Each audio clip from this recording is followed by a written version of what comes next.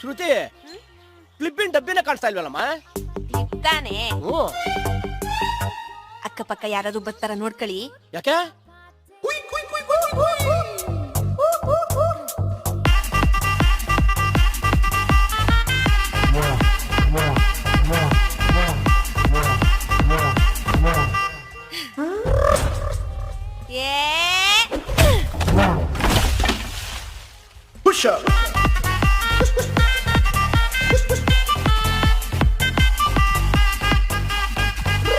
ಅವ್ರದ್ಯಾಕೆ ಎತ್ಕೊಂಬರಕ್ ಹೋಗಿದ್ದೆ?